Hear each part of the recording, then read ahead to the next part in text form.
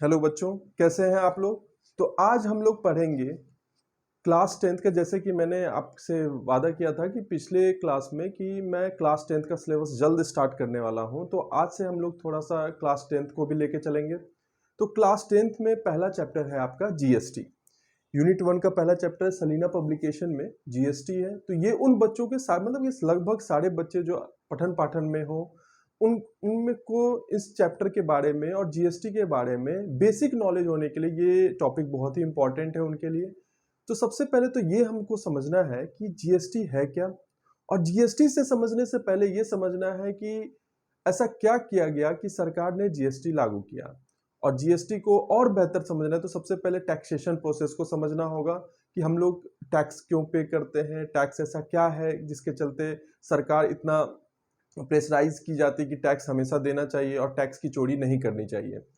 तो ये देखने के लिए सबसे पहले तो ये समझिए कि जो टैक्स हम लोग पे करते हैं उससे सरकार को, चाहे वो स्टेट गवर्नमेंट हो चाहे वो सेंट्रल गवर्नमेंट हो, उनको क्या होता है, इससे वो अपना डेवलपमेंट कर सकते हैं, इससे अपना वो बेसिक स्ट्रक्चर डेवलप कर सकते हैं, इससे बहुत सारे वेलफेयर्स में वो खर्च करते हैं। जिस तरह से आपको देखते हैं कि रोड बनाना हुआ या बहुत सारी चीज़ें ऐसी, जैसे अभी आपको मतलब कि सबके अकाउंट में या अनाज का वितरण हो गया, ये सारे जो काम हो रहे हैं इसी टैक्स से होते हैं। तो इसलिए हम लोग को टैक्स देना बहुत जरूरी है। अब टैक्स कितने प्रकार के होते हैं ये समझने के लिए सबसे पहले हम लोग समझेंगे कि कौन कौन से टैक्स है, कहाँ कहाँ दिए जाते हैं। तो सबसे पहले हम लोग समझेंगे दो तरह के टैक्स होते हैं। टैक्स को क्लासिफिकेशन दो तरह में किया गया है।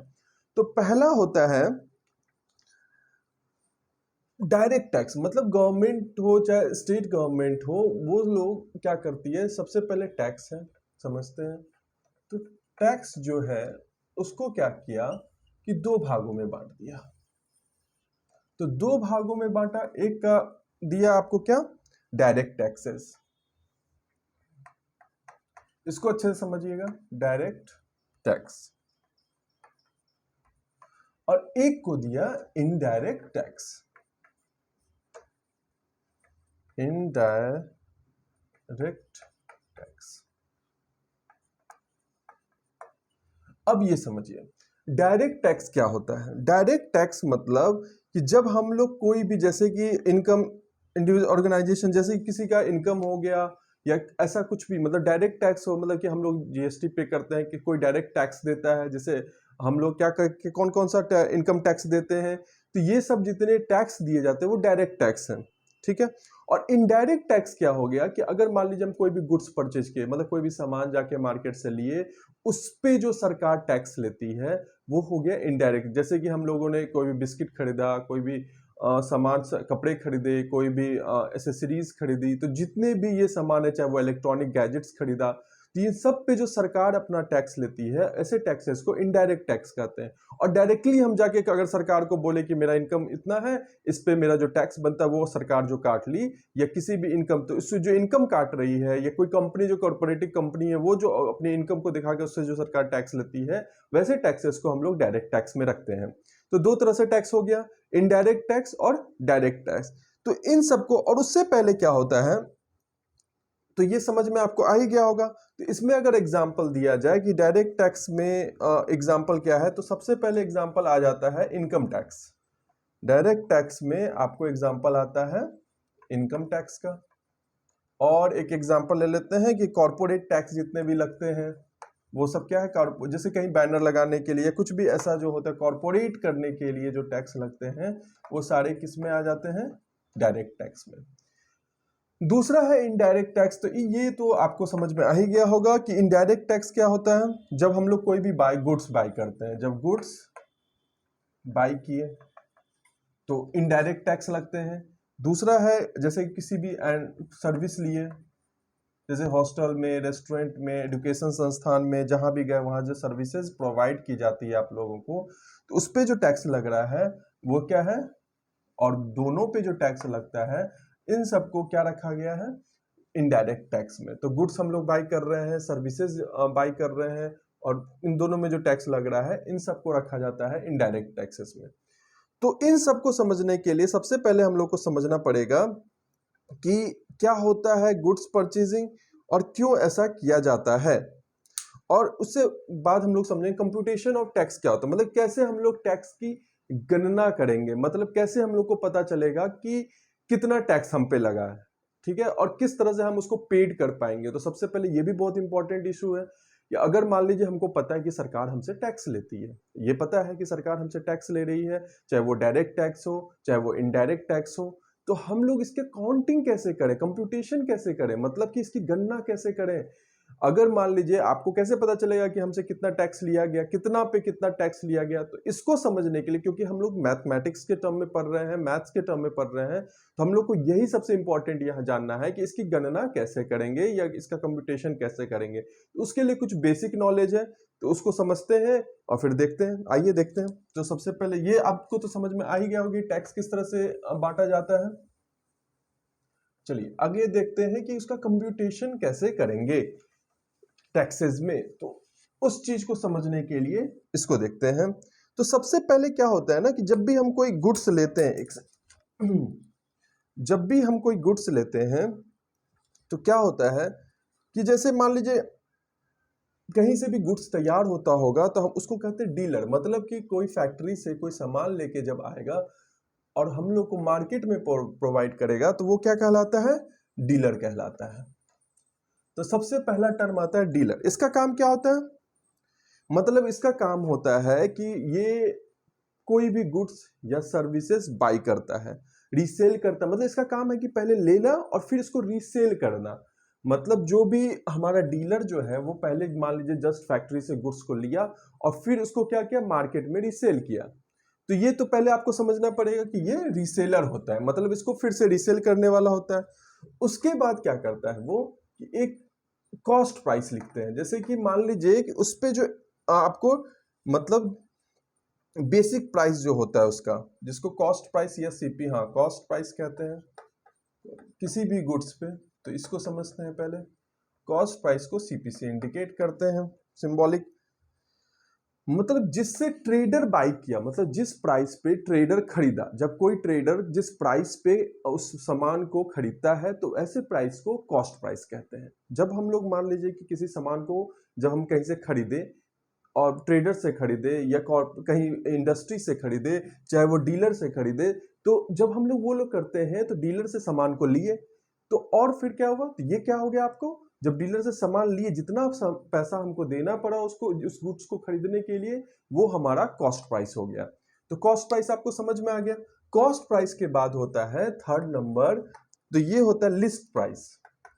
लिस्ट प्राइस में क्या होता है, लिस्ट प्राइस, इसी को हम लोग एमपी भी बोल सकते हैं या कुछ भी। जैसे लिस्ट प्राइस क्या होता है कि जो प्रिंटिंग प्राइस होता है, जब हम लोग सामान खरीदते हैं या गुड्स खरीदने जा रहे हैं तो आप देखिएगा उस पर प्रिंटेड प्राइस होता है, कुछ लिखा होता है एमआरपी में कि रुपीज इतना में ये सामान है, या कोई भी सामान खरीद रहे हैं या सर्विसेज ले रहे हैं तो सबका एक एमआरपी फिक्स्ड होता है। इसी को हम लोग बोलते हैं लिस्ट प्राइस। मतलब आपको मतलब ये बता दिया गया कि इतना प्राइस आपको देना पड़ेगा इस सामान को खरीदने में। अब इसी लिस्ट प्राइस पे क्या किया जाता है, आपको डिस्काउंट दिया जाता है। कभी कभी आपको डिस्काउंट दिया जाता है और कभी कभी डिस्काउंट नहीं दिया जाता है। तो इसके बाद आता है डिस्काउंट। अब डिस्काउंट क्या हुआ, तो ये आपको समझ में आ रहा है। ये जो लिस्ट प्राइस है, जैसे कि हम लोग कोई सामान थोड़ा पुराना हो गया या न्यू है, उसको हम लोग स्टॉक ज्यादा हो गया या सेलिंग बढ़ाने के लिए हम लोग क्या करते हैं, डिस्काउंट देते हैं। जैसे कि हम लोगों ने लिस्ट प्राइस लिया, जो एमआरपी है उस पर लिखा हुआ, उस पे हम लोग डिस्काउंट लगाते हैं। मतलब जो सेलिंग प्राइस जो होगा, अब जो सेलिंग प्राइस हम लोग रखेंगे उसमें क्या होगा, डिस्काउंट ऐड करेंगे। तो इस किस में करेंगे, लिस्ट प्राइस जो है, जो हमारा लिस्ट प्राइस होगा। जैसे मान लीजिए कोई भी एग्जांपल लेते हैं कि 100 रुपया में मैंने सामान खरीदा, मतलब सॉरी खरीदा नहीं, उस पर एमआरपी लिखा हुआ है 100 रुपीज, तो 100 रुपीज में हमने डिस्काउंट दिया। तो डिस्काउंट मतलब क्या, 100 में से माइनस किए कुछ परसेंटेज मैंने डिस्काउंट दे दिया। मान लीजिए कि 10% मैंने कहा कि ये 100 रुपए का सामान है, इस पे 10% का डिस्काउंट है। तो 10% का डिस्काउंट मतलब 100 का 10% होता है। तो 10 रुपया मैंने उस सामान पे डिस्काउंट, तो उसका सेलिंग प्राइस अब कितना हो गया, 90 रुपीज। तो एग्जैक्टली यही समझना है आपको कि जो हमारा लिस्ट प्राइस होता है तो वो एमआरपी जो फिक्स्ड उस पर लिखी होती है, किसी भी गुड्स पे लिखी होती है, वो हमारा लिस्ट प्राइस होता है। और उसी लिस्ट प्राइस पे हम लोग क्या करते हैं, डिस्काउंट देते हैं। डिस्काउंट हमेशा लिस्ट प्राइस में माइनस होता है। डिस्काउंट जितना भी हमने दिया, चाहे वो 10% दें, 20% दें, 30% दें, 50% दें, आजकल मार्केट में देखते हैं कि अप टू 50%, अप टू 60, मतलब अप टू 60%, मतलब चाहे वो 1% से लेके 60% तक जितना भी सामान पे अलग अलग डिस्काउंट्स होंगे। तो ये डिस्काउंट क्या होता है कि ये लिस्ट प्राइस में माइनस हो जाता है। जितना भी डिस्काउंट है तो वो लिस्ट प्राइस माइनस, और जितने डिस्काउंट उस लिस्ट प्राइस पे लगा है उसको माइनस करते हैं, तो मेरा जो प्राइस निकलता है वो निकलता है selling price, SP, selling price निकलता है। और सारा खेल इसी सेलिंग प्राइस पे। अब क्या करती है सरकार, इस सेलिंग प्राइस पे आपको जीएसटी लेती है, मतलब टैक्स लेती है इसी सेलिंग प्राइस पे। क्योंकि हम अगर यहां टैक्स ले लिए तो क्या प्रॉब्लम है, जो लास्ट उपभोक्ता, मतलब एग्जैक्टली हमको ये समझना है कि जहां पे सामान अब यूज फाइनली वो यूज होने के लिए हो, मतलब कि उसके बाद उसको बेचा ना जा सके या किसी और प्रोडक्ट में बदला ना जा सके, लास्ट वो उपभोक्ता के पास जा रहा हो, तो उसी प्राइस पे क्या होती है, सरकार टैक्स लेती है। अगर ऐसा रहता कि पहले भी टैक्स लेती तो सरकार को बहुत सारी बेनिफिट, और जो आम जनता उसको बहुत सारा नुकसान, तो सब जगह टैक्स पे करना पड़ता। इसलिए सरकार ने क्या किया कि जो सेलिंग प्राइस है, लास्ट प्राइस जो आपको डिस्काउंट देने के बाद बचता है, जो मतलब अब लास्टली यूज होगा, जैसे कोई भी सामान ले लीजिए, चाहे वो मार्केट से आटा लेते हैं या कुछ भी चावल लेते हैं, गेहूं कुछ भी ले रहे हैं, लास्ट हो, लेकिन वो उपभोक्ता के पास लास्टली जा रहा हो। ऐसा नहीं कि हम आटा ले लिए फिर उसका जाके फिर ब्रेड बना लिए, तो ब्रेड जब बनेगा तो उस जगह नहीं लगेगा। ब्रेड बनने के बाद जब हम प्रोडक्ट करेंगे, किसी आदमी को वो बेचेंगे, जैसे केक बना के बेचे, तो जो केक बना के बेचेंगे वहां पे सरकार क्या करेगी, टैक्सेशन करेगी। वो हो जाएगा उस मतलब ब्रेड का या उस ऑब्जेक्ट का पूरा ऊपर से, जब गुड्स का लास्ट में सेलिंग प्राइस पे ही टैक्स लगता है। तो इस चीज को आप लोग बिल्कुल समझ में आ रहा होगा। तो सेलिंग प्राइस पे जब टैक्स लगा रहे हैं तो हम लोग ये समझ गए कि पहले तो डिस्काउंट हुआ, सबसे लास्ट जो उपभोक्ता अब यूज करेगी उसी पे हम लोग क्या करेंगे कि लगाएंगे टैक्स, वो जीएसटी लगाएंगे। तो अब हम यहां तक तो समझ में आ गया। तो हम लोग क्या करते हैं, तो एक जनरेट होता है फॉर्मूला टाइप का कि हम लोग को सेलिंग प्राइस निकालना है, एसपी। तो सेलिंग प्राइस जो होता है,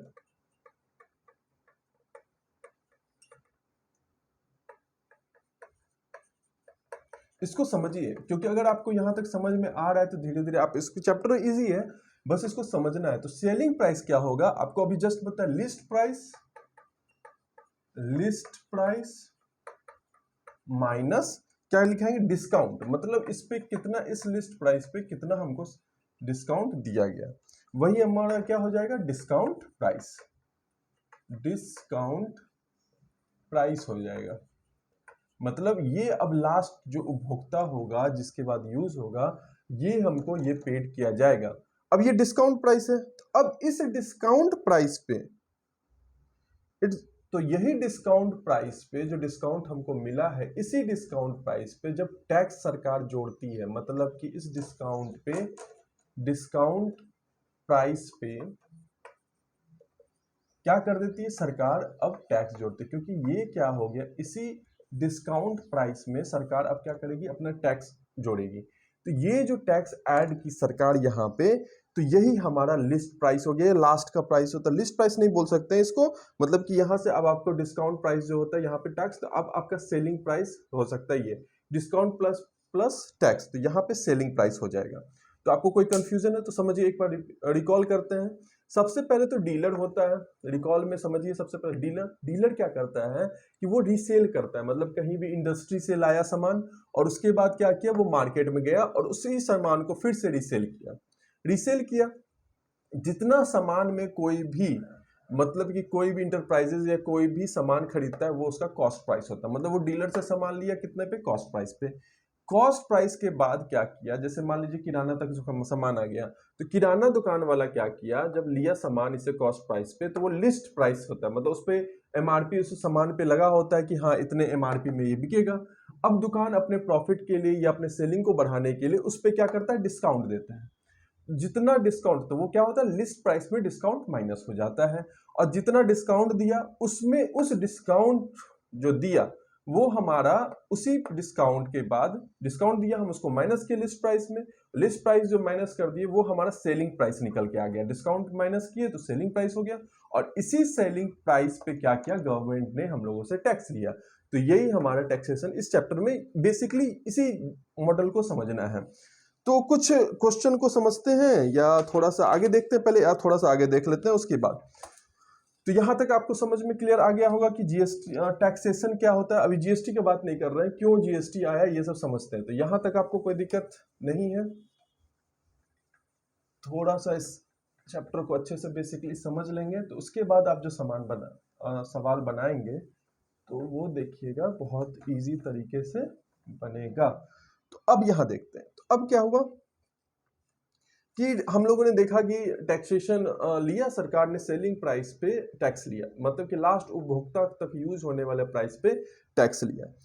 तो ऐसा था ना कि बहुत सारे इस तरह से बहुत सारे सरकार टैक्स ले लेती थी, जैसे कि स्टेट टैक्स अलग ले लेती थी, सेंट्रल टैक्स अलग ले लेती थी, बहुत सारे ऐसे टैक्सेशन कुछ ना कुछ उस पर ऐड होते रहते, जिसके चलते टैक्सेशन का बर्डन बहुत ज्यादा और ये टैक्सेशन कैलकुलेशन करने में दिक्कत होता था। तो जिसके चलते क्या हुआ कि सरकार ने 2017 में, कब 2017 में, मतलब 1 जुलाई 2017 में, 1 जुलाई 2017 सरकार ने क्या किया कि 1 जुलाई जो था, एक क्या किया कि जितने भी एक्साइज सर्विसेज हो गए, टैक्सेस हो गए, वैट हो गया, सबको मिला करके, इनडायरेक्ट डायरेक्ट सबको मिला के एक टैक्स आया जिसका नाम दिया गया जीएसटी, मतलब गुड्स एंड सर्विसेज टैक्स। ये 1 जुलाई 2017 को दिया गया सरकार के द्वारा कि अब क्या करेंगे, जो वैट हम लोग ले रहे हैं या एक्साइज ले रहे हैं, जो सर्विस ले रहे हैं, उन सब पे जो टैक्स है, जो टैक्सेशन है, वो सबको इंक्लूड करके एक टैक्स कर दिया गया जीएसटी। अब हम लोग ये जीएसटी समझेंगे क्या होता है कि ऐसा है ना कि जब हम कोई भी बाइक ये ट्रांसफर सर्विस बोथ, जब भी मतलब चाहे वो गुड्स खरीदे या सर्विस लिए, तो हम लोग को जीएसटी देना पड़ा सरकार को। या फिर हम लोगों ने क्या किया, इनडायरेक्ट टैक्स दिए, स्टेट गवर्नमेंट सेंट्रल गवर्नमेंट को दिए या स्टेट गवर्नमेंट को दिए, मतलब वहां पे भी जीएसटी लग रहा है। चाहे वो क्या किए पूरे कंट्री में, एग्जैक्टली क्या है ये जीएसटी कहाँ लगा, पूरे होल ओवर। जैसे कि अगर हम लोग इंडिया में हैं तो पूरी इंडिया कंट्री का बात कर रहे हैं, पूरा इंडियन बाउंड्री का बात करें, ये सब जगह कहाँ पेड होगा, जो सरकार जो भी सामान बेच रही है या जहां भी बेचेगी वो सरकार कुछ टैक्स लेगी, ये सारा टैक्स क्या कहलाएगा, जीएसटी कहलाएगा। तो हम समझ गए कि यहाँ जीएसटी, लेकिन कुछ चीज ऐसे हैं, कुछ ऐसे अभी भी हैं अब बाद में, जिस पे सरकार क्या करती है, टैक्स नहीं लेती। जैसे कि आप देखिएगा पेट्रोलियम प्रोडक्ट हुआ, जैसे आपको पेट्रोलियम हो गया, गोल्ड हो गया, सिल्वर हो गया, मतलब जितने भी ज्वेलरीज हैं, पेट्रोलियम प्रोडक्ट्स हैं, पेट्रोल, इस सब पे सरकार जीएसटी के अंतर्गत नहीं रखती। इसके लिए सरकार, चाहे वो सेंट्रल गवर्नमेंट हो या स्टेट गवर्नमेंट, अलग से टैक्सेशन करती है। तो इन सबको मतलब टैक्सेशन से, जीएसटी से बाहर रखा गया है। तो अब हम लोग थोड़ा सा समझेंगे कि क्या होता है इनडायरेक्ट टैक्स या नेशनल वन टैक्स, इसको कहा जाता है, जीएसटी को नेशनल वन टैक्स भी कहा जाता है। ठीक है, अब आगे देखना है इसमें क्या है। हाँ, मतलब ये समझ में आ गया कि बहुत सारे टैक्सेस थे, उसको यही बताया गया इसमें कि बहुत सारे टैक्सेस थे, मल्टीपल टैक्सेस को हटा करके एक टैक्स करने को ही जीएसटी किया गया। और बहुत सारे में क्या होता था ना कि डबल डबल टैक्सेशन, आपने देखा यहाँ पे बहुत सारे में क्या होता था कि डबल डबल टैक्सेशन लग जाते थे, ऊपर में भी टैक्स देना पड़ता था, नीचे में भी टैक्स। इसके चलते क्या होता था, उपभोक्ता तक जो सामान जाता था उसमें बहुत ज्यादा टैक्स लग के उसको पेड करना पड़ता, जो लास्ट कंज्यूमर होता है तो उसको बहुत ज्यादा टैक्सेशन देना पड़ता था। इसके चलते सरकार ने क्या की कि ओवरऑल लास्ट जो सेलिंग प्राइस होगा, जो लास्ट उपभोक्ता खरीदेगा, वहां पर क्या किया गया कि वहां पे एक टैक्स जोड़ लिया गया। तो इस तरह से टैक्सेशन भी कमी हो गई। और इस तरह से देखेंगे, अब देखिए क्या है कि यहां तक तो समझ में आ ही गया होगा। अब क्या कर रहा है, मतलब कि जैसे शेयर हो गया, स्टॉक्स बॉन्ड हो गया, ठीक है, इसमें any we can tax move define goods. अब देखिए गुड्स एंड सर्विसेज में समझते हैं कि किसको गुड्स एंड सर्विसेज को रखते हैं, मतलब किसको जी गुड्स एंड सर्विसेज में रखते हैं। तो इस चीज को भी समझना जरूरी है। ठीक है, तो अब गुड्स एंड सर्विसेज किसको किसको रखेंगे, जैसे हम मान लीजिए कि कोई भी सामान खरीदे, लेकिन किसको छोड़ते हैं, अगर हमको ये पता चल जाए कि किसको किसको इससे बाहर रखते हैं, तो इससे बाहर रखने वाला चीज क्या है, जैसे कि हम लोग शेयर देखते हैं, स्टॉक देखते हैं, बॉन्ड्स बनाते हैं या डिवेंचर्स लिखते हैं, मतलब जितने भी शेयर्स हो गए, बॉन्ड्स हो गए, स्टॉक्स हो गए, ये सब जो है वो सब इसको इससे बाहर रखा गया। और हमको सर्विसेज में क्या ले लिए, सर्विसेज में जैसे बैंकिंग सर्विसेज हो गया, एजुकेशन सर्विसेज हो गया, रेस्टोरेंट में आप देखते होंगे, इंश्योरेंस सर्विस हो गया, ये सब जो सर्विसेज टैक्स होते हैं। अब हम लोग थोड़ा सा जीएसटी को थोड़ा सा और डिटेल करते हैं। जीएसटी पे थोड़ा सा डिटेलिंग करते हैं, उसके बाद देखते हैं कि जीएसटी क्या है और इसको कैसे कैसे लिया जाता है, क्या किया जाता है। देखिए, तो जीएसटी को समझने के लिए कि हम लोग यहां तक तो आपको बताए थे कि कैसे कैसे जीएसटी को समझना है, तो सबसे पहले समझेंगे सेंट्रल। जीएसटी को क्या किया, दो भाग में बांटा गया। जीएसटी को क्या किया, दो भाग में बांट दिया है। एक है सीजीएसटी, जिसको हम लोग बोलते हैं सीजीएसटी, इसका फुल फॉर्म होता है सेंट्रल जीएसटी, मतलब ये केंद्र सरकार लेगी, सेंट्रल जीएसटी। और एक होता है एसजीएसटी, एसजीएसटी, इसको क्या करेगी, स्टेट गवर्नमेंट लेगी, राज्य सरकार, स्टेट जीएसटी। तो ये हो गया। अब ये कब लेगी, कैसे लेगी, ये समझना है। तो एक टर्म आता है इंट्रा स्टेट, एक आता है intra state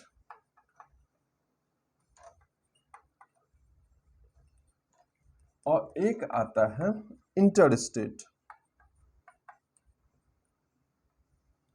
inter state term, इसको बहुत अच्छे से समझिए क्योंकि ये दोनों चीज यूज होने वाला है हमारे क्वेश्चन में कि इंट्रा स्टेट क्या है और इंटर स्टेट क्या है। तो हम लोगों ने समझा कि जीएसटी ऐसे जो है दो लोग लेते हैं, एक सेंट्रल जीएसटी होता है, एक स्टेट जीएसटी, मतलब सीजीएसटी बोलते हैं और स्टेट जीएसटी बोलते हैं।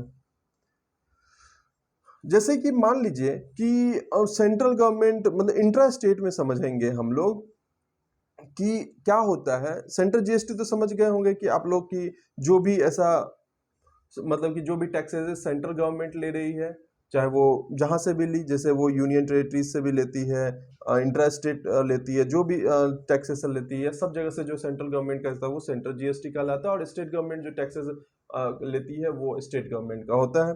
अब हम लोग ये समझे इंट्रा स्टेट क्या होता है। तो इंट्रा स्टेट समझना है तो इसका मतलब होता है supply with in the same state, मतलब कि सेम स्टेट में अगर सप्लाई हो रहा है, सेम स्टेट में क्या हो रहा है, स्टेट में सप्लाई हो रहा है, मतलब कि अगर कोई गुड्स कहीं एक ही स्टेट में, जैसे मान लीजिए हम लोग बिहार में हैं, तो बिहार में ही वो सामान खरीदा गया और बिहार में ही लास्टली उसको बेचा गया। तो जब मान लीजिए कोई सामान को बिहार में खरीदे हैं और बिहार में बेचे हैं, ये किसके अंतर्गत आएगा, ये आएगा इंट्रा स्टेट के, मतलब इंट्रा मतलब अंदर में ही, सारा कुछ जो खेल हुआ सारे स्टेट के अंदर में ही हुआ, तो इंट्रा स्टेट में आएगा। जब भी इंट्रा स्टेट में आएगा तो हम लोग क्या करते हैं, जीएसटी जो भी टैक्स लगेगा, जैसे जीएसटी पे जो भी लगा, जैसे मान लीजिए कि 10% लगा, जीएसटी ले रही है गवर्नमेंट, तो हम क्या करेंगे, 10% में 5% क्या करेंगे, वो सीजीएसटी को दे देंगे और 5% क्या करेंगे, एसजीएसटी को, मतलब इस 10% का 5-5% बांट देंगे।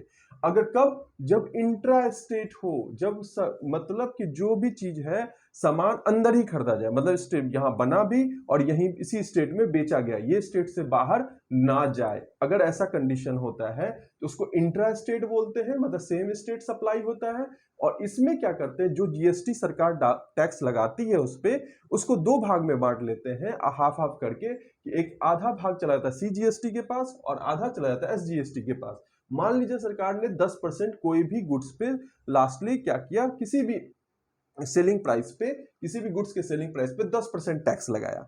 अब 10% टैक्स लगाया तो आपको वहां पे पूछेगा कि सीजीएसटी कितना है, एसजीएसटी कितना है, तो सीजीएसटी क्या होगा, उस सेलिंग प्राइस का 5% होगा, तो वो आपका सीजीएसटी निकल जाएगा। उसी सेलिंग प्राइस का, सेम सेलिंग प्राइस का फिर 5% जो होगा वो एसजीएसटी निकल जाएगा। तो इस तरह से हम समझे कि अगर इंट्रा स्टेट में हो, मतलब स्टेट के अंदर ही हो, तो किस तरह से हम उस टैक्सेशन को बांटते हैं, मतलब हाफ कर देते हैं किसी भी जीएसटी को। लेकिन अगर इंटर स्टेट हो, मतलब कि हम बिहार में रह रहे हैं, प्रोडक्शन बिहार में हुआ है, लेकिन हम उसको सप्लाई कहाँ कर रहे हैं, अदर स्टेट, जैसे सपोज ये यूपी में कर रहे हैं, या झारखंड में कर रहे हैं, या वेस्ट बंगाल में कर रहे हैं, तो अगर अदर स्टेट उसको हम सप्लाई कर रहे हैं, तो जब अदर स्टेट सप्लाई करेंगे तो इंट्रा स्टेट होगा, तो यहां पे जो लगेगा आपको, उसको बोलते हैं, यहां पे जो लगेगा उसको हम लोग जीएसटी डायरेक्ट बोल सकते हैं, या इसका यूज करते हैं IGST, IGST टर्म।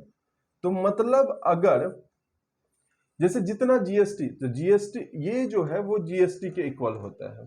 मान लीजिए ये दोनों इक्वल है लगभग। अगर मान लीजिए जस्ट सपोज कीजिए कि आईजीएसटी हम लगाएंगे, अब मतलब हम यहाँ पे सीजीएसटी जीरो हो जाएगा और एसजीएसटी भी जीरो हो जाएगा।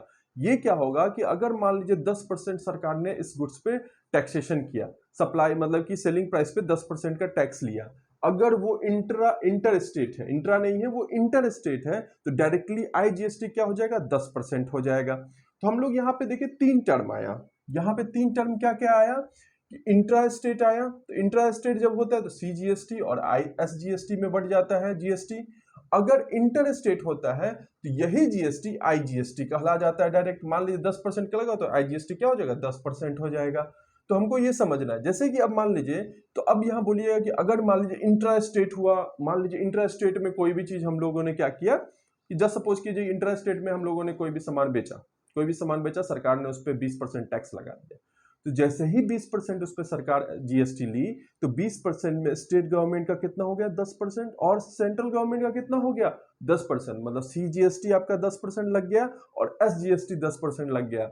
लेकिन जैसे ही हम मान लीजिए इस स्टेट से कोई भी सामान को बाहर भेज दिए, मतलब अदर स्टेट बेचे, सामान प्रोडक्शन यहां हुआ है लेकिन सप्लाई कहीं और की है, सप्लाई वहां गया तो सेलिंग प्राइस वहां, तो वहां क्या लगेगा, आईजीएसटी लग जाता है। आईजीएसटी कितना, तो डायरेक्टली जितना भी जीएसटी सरकार ले रही है वही उसका आईजीएसटी हो जाएगा। और उस कंडीशन में मेरा एसजीएसटी जीरो हो जाएगा और सीजीएसटी भी जीरो हो जाएगा। और इंट्रा स्टेट में मेरा क्या होगा, एसजीएसटी मान लीजिए अगर 20% तो 10% एसजीएसटी होगा और हमारा 10% सीजीएसटी होगा और आईजीएसटी हमारा जीरो हो जाएगा। तो यहां तक आप बहुत अच्छे से क्लियर हो जाएगा, क्योंकि आगे जब सवाल बनाएंगे इस पे बहुत क्वेश्चन रहता है और बच्चे लोग यही कंफ्यूज करते हैं और बहुत ट्विस्ट किया जाता है।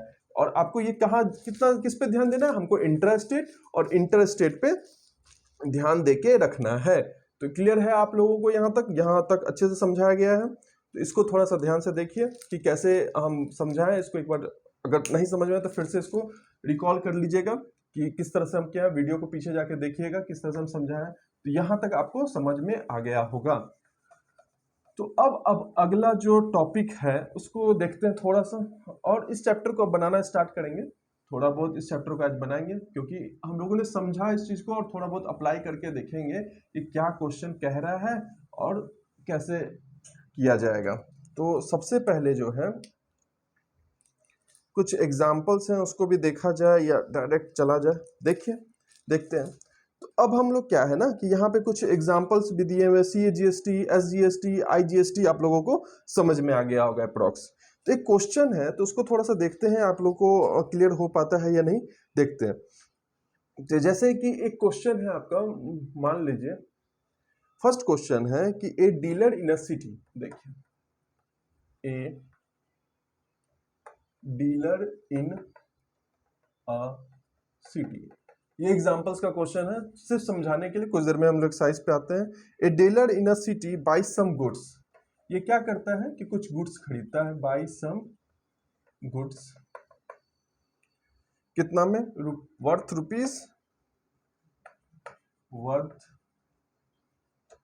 रुपीज कितना में, 6000 में, 6000 में ये क्या करता है, डीलर्स बाई करता फ्रॉम द सेम सिटी। मतलब जैसे ही यहां पे लिख दे, यही समझना है, फ्रॉम द सेम सिटी। जैसे ही बोला सेम सिटी मतलब ये इंट्रा स्टेट है। सेम सिटी मतलब 6000 लिया और सेम सिटी बोल दिया, फ्रॉम द सेम सिटी मतलब इंट्रा स्टेट का बात कर रहा है यहाँ पे। तो इसका मतलब यहाँ पे क्या लगेगा, सीजीएसटी और एसजीएसटी का बात कर रहा है, वो सेम सिटी है। तो क्या करेंगे, if the rate of GST is 18%। अब रेट ऑफ जीएसटी कितना दे दिया, 18% दे दिया। Find how much dealer, find how much dealer, how much will the dealer pay for goods, pay for the goods bought. देखिए अब इसका सॉल्यूशन समझते हैं। तो हम लोग सबसे पहले यहां तक समझ गए, सेम सिटी जैसे ही बोला ये ऐसा हो गया कि इंट्रा स्टेट हो गया, इंट्रा इंटर नहीं, ये इंट्रा स्टेट हो गया। जब भी इंट्रा स्टेट का बात आएगा तो मतलब अब सबसे पहले तो हम लोग क्या किया, buy the some goods 6,000 from the same city if the GST is इतना मच। तो ये सेलिंग प्राइस क्या हो गया, सेलिंग प्राइस हो गया हमारा 6,000। यहाँ डिस्काउंट नहीं है तो सीधे 6,000 मेरा सेलिंग प्राइस हो गया। सेलिंग प्राइस मेरा 6,000 है क्योंकि एक बायर्स था और या डीलर्स था, उसने 6,000 में सामान लिया और सेम सिटी से लिया, तो हम लोग इंटरेस्ट देखेंगे। सेम सिटी से जैसे लेगा तो हम लोग क्या समझेंगे कि जो 18% टैक्स है, मेरा जीएसटी कितना लिया है, जीएसटी गिवन है हमको 18%। तो हमको यहां समझना है कि सी जीएसटी फिर कितना हो जाएगा, सी जीएसटी 9%, मतलब हाफ कर देंगे, हाफ सी जीएसटी के पास जाएगा और एस जीएसटी कितना हो जाएगा 9%। तो हमको दोनों निकालना पड़ेगा, दोनों निकालना पड़ेगा। तो ये समझ में आ गया होगा कि सी जीएसटी जीएसटी कितना, सी जीएसटी क्या है, एस जीएसटी क्या हुआ। अब क्या करेंगे, जो हमारा सेलिंग प्राइस है तो जो हमको जो पेड करना पड़ेगा तो, तो सेलिंग प्राइस क्या हो जाएगा, जो है वो हमारा रहेगा 6,000, लिखेंगे 6,000।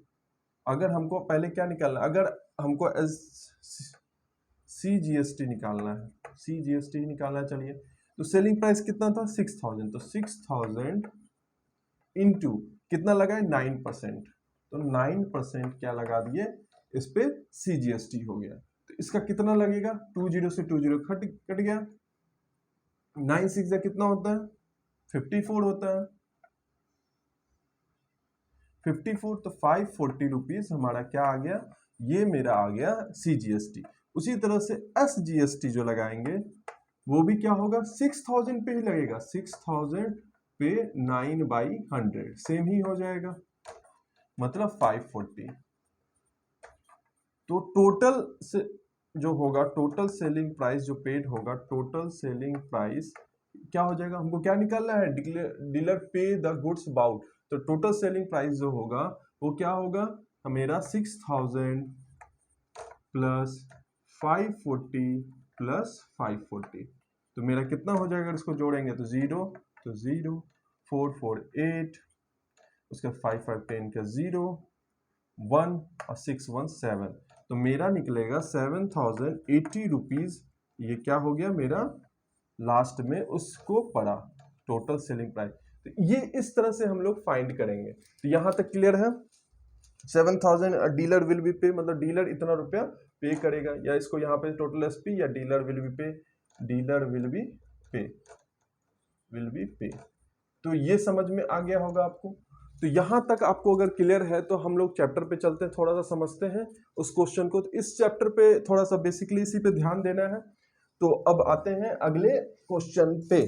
तो हम लोग इसको देखेंगे, कुछ इस जो इस पर 2024 का जो बुक है उसमें कुछ ऑब्जेक्टिव्स डाले गए हैं एमसीक्यू की तरह, तो उसको पहले देखेंगे, उसके बाद आते हैं आज की क्लास को, उसके बाद रहने देंगे, उसके बाद अगले दिन हम लोग उसको आगे बढ़ाएंगे। तो ये आप समझ में आ गया होगा कितना इजी चैप्टर है। बस हमको यहाँ समझना है कि वो इंटर स्टेट है या इंट्रा स्टेट है, ये समझना है, और सब जब पूछा जाएगा तो उस पर आपको जवाब देना है। तो थोड़ा सा क्लियर रहिएगा इस बात को लेके।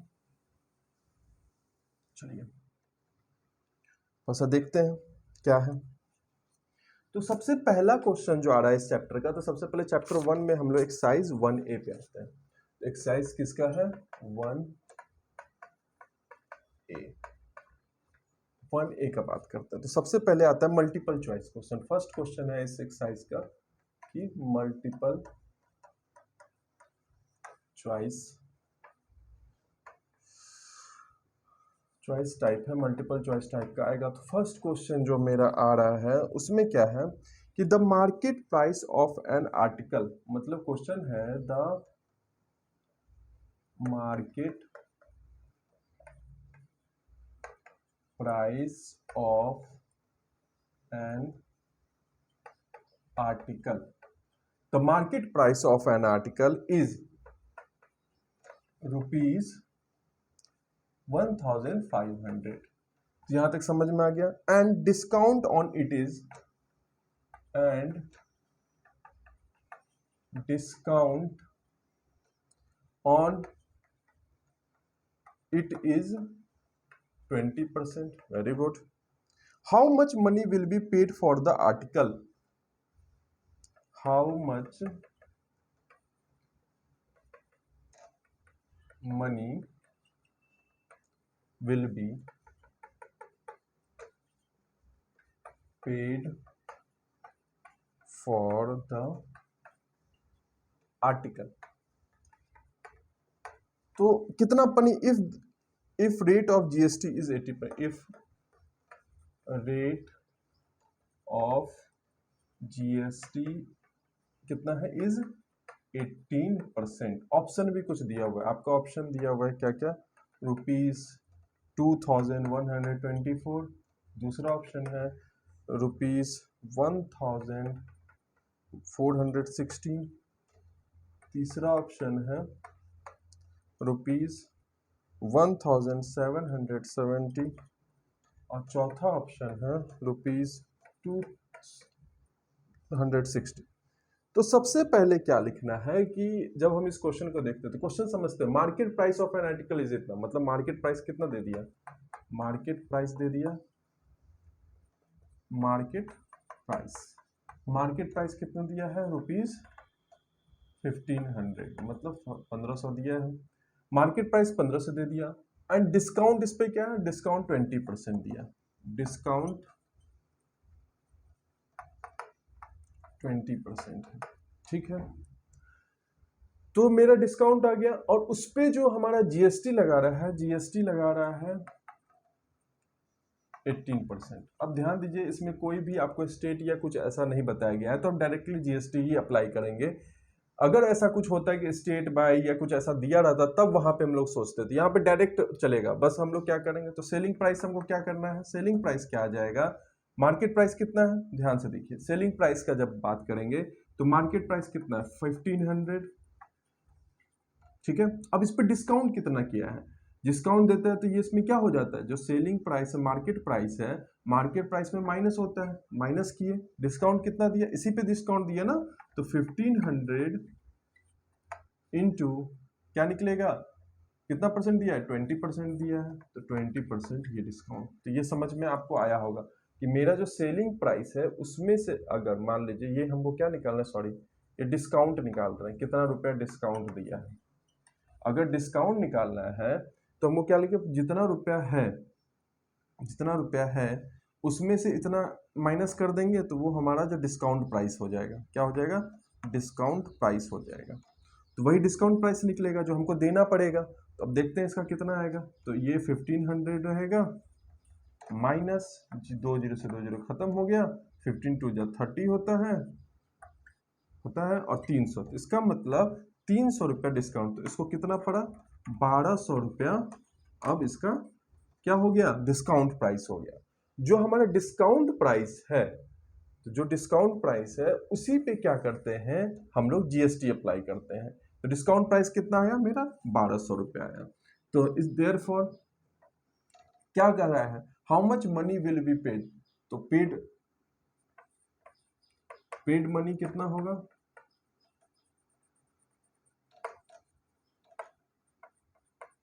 मनी पेड, क्या करेंगे, मनी पेड जो है ये हमारा डिस्काउंट प्राइस मतलब 1200 प्लस करेंगे, क्योंकि अब इसी पे ना जीएसटी लगेगा, तो 1200 पे 1200 और इसी प्राइस पे क्या लगा दिए, जीएसटी लगा दिए, कितना है 18%।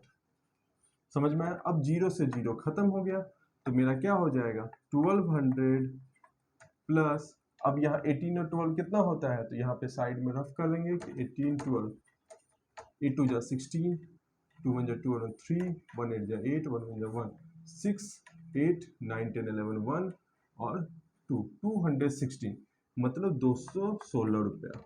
इसका आंसर क्या हो जाएगा 6 1 2 2 4 और 1, इतना रुपया जो है हमारा मनी पेड, मतलब कोई भी जो ग्राहक होगा जो मार्केट से प्राइस लिया वो कितना रुपया पेड करेगा, इतना रुपया वो मनी पेड करेगा, मनी पेड।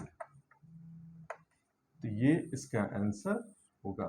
तो यहाँ तक कोई देखिए ऑप्शन में है तो है, सेकेंड नंबर ऑप्शन जो है ये इसका राइट होगा। तो यहाँ तक आप लोग को कोई दिक्कत समझने में? तो इस तरह से हम लोग देखेंगे कैसे क्या किए। सबसे पहले हम लोग डिस्काउंट प्राइस निकाले और उस पर अप्लाई करेंगे हम लोग क्या, जीएसटी। तो ये इस तरह से इतना पे हमको करना पड़ेगा विद टैक्सेशन, जो जीएसटी लगा उसके हिसाब से। अब देखते हैं अगला क्वेश्चन।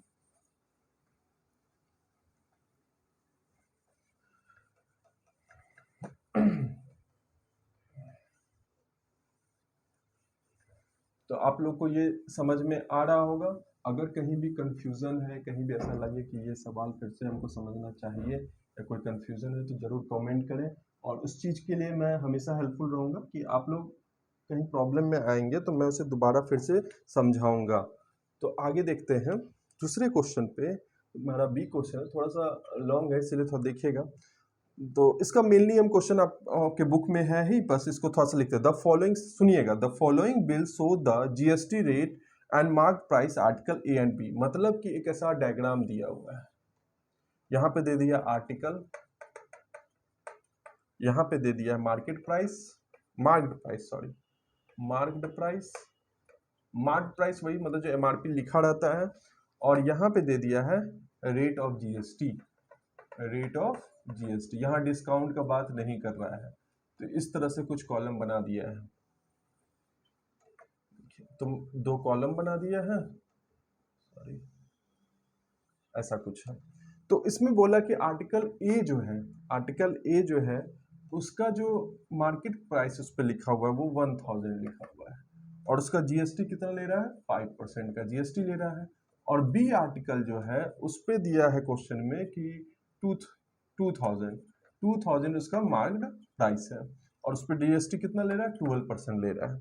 तो option the total amount to be paid for above bill, मतलब ये जो बिल है उस पर उसको कितना पेड करना पड़ेगा ये देखना है। तो ऑप्शन में आपको दे दिया है कि ₹490, सेकेंड ऑप्शन दिया है ₹290, थर्ड ऑप्शन दिया है ₹3290, और फोर्थ ऑप्शन दिया है आपका 3510, ये दिया है ऑप्शन में। चलिए इसको देखते हैं।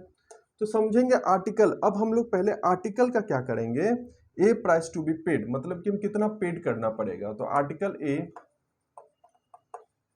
आर्टिकल ए का बात करेंगे, price to be paid, price to be paid, कितना पेड करना है इसको, बी पेड।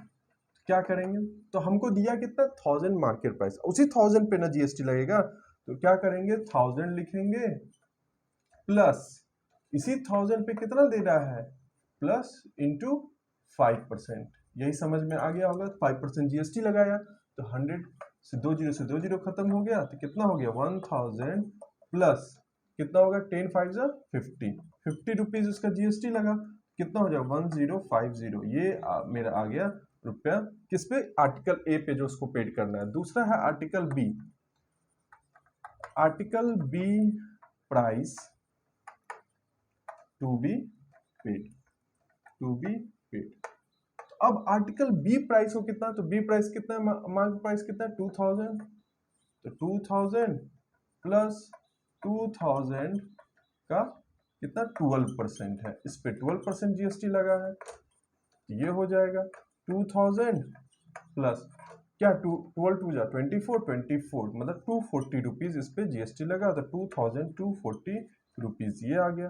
तो हमको बिल के हिसाब से टोटल पेमेंट कितना कर, देयरफॉर क्या निकालना है हमको, total payment amount to be paid. तो टोटल अमाउंट कितना पेड करना है, टोटल, दोनों को क्या करेंगे, total amount to be paid, total amount to be paid क्या करेंगे, इन दोनों को जोड़ देंगे। तो ₹1050 प्लस ₹2240 क्या हो जाएगा, 05492 और 2 और 1 3, मतलब 3290 रुपीज पे करना। देखिए ऑप्शन में कहीं है 3000, थर्ड ऑप्शन जो है 3290 रुपीज, यही इसका आंसर हो गया। तो क्लियर है। चलिए अगला क्वेश्चन देखते हैं क्या कह रहा है।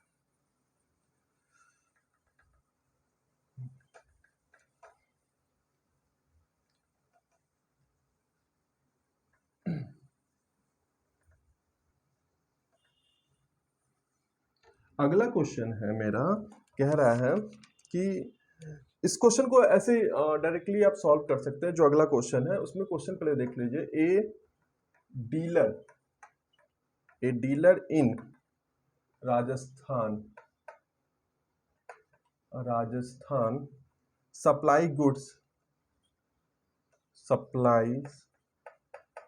supplies goods and services to a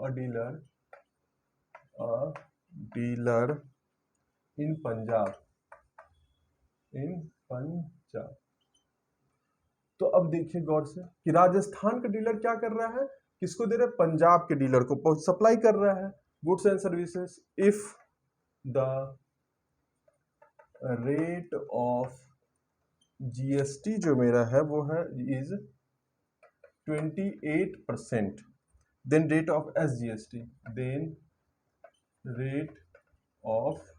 SGST, क्या होगा। तो अब ऑप्शन देख लीजिए पहले, उसके बाद मैं समझाता हूँ इस क्वेश्चन को। 28%, दूसरा दिया है 14%, तीसरा दिया है 0% और चौथा दिया है नन ऑफ दीज।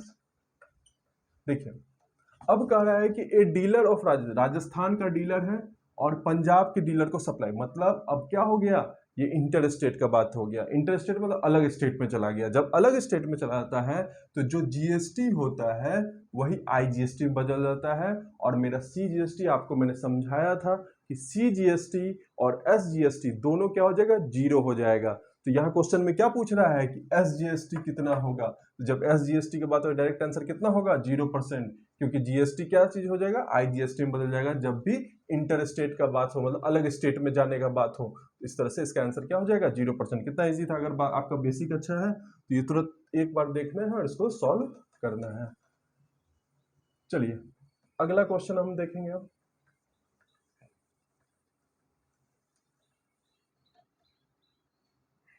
अगला क्वेश्चन है मेरा कि इन केस ऑफ, सेम उसी तरह से भी है। देखिए in case of inter state पहले लिख दिया, इंटर स्टेट, ठीक है।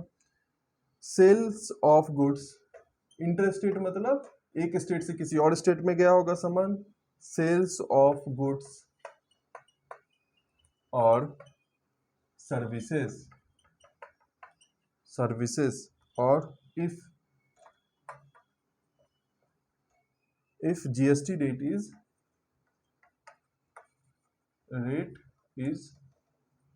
18%, देन ऑप्शन देखिए और आप तुरंत बता दीजिएगा इसका आंसर क्या होगा। IGST दिया है 9%, दूसरा दिया है SGST दिया है 9%, तीसरा दिया है CGST 9% और चौथा दिया है IGST 18%। अब देखिए जैसे ही बोला कि इंटर स्टेट है, क्या है, इंटर स्टेट है, इसका मतलब एक स्टेट से दूसरे स्टेट में गुड्स गया है, सर्विसेज गया है, तो वहां तो एसजीएसटी तो लगेगा नहीं, सीजीएसटी जीरो हो जाएगा। ये दोनों एसजीएसटी सीजीएसटी जीरो हो गया। और आपको बताया था जितना जीएसटी रेट है उतना ही रेट आईजीएसटी लगता है डायरेक्ट। तो ये आंसर क्या होगा, आईजीएसटी, ये भी नहीं होगा। इस तरह से आपको समझ में आ गया होगा। अब अगला क्वेश्चन पे चलते हैं। ये सब समझ में आ रहा है, बहुत इजी क्वेश्चन है। और आज के क्लास का ये लास्ट क्वेश्चन है। एमसीक्यू इस चैप्टर का खत्म हो जाएगा, तो अगले दिन क्वेश्चन नंबर 2 से देखेंगे। तो चलिए देखते हैं। तो जो लास्ट क्वेश्चन है ई, इसमें कह रहा है the market price of an article is two. Market price कितना है, the market price of an article is ₹2000 2000 है। The GST of the article is 12%। The GST of on the article is 12%।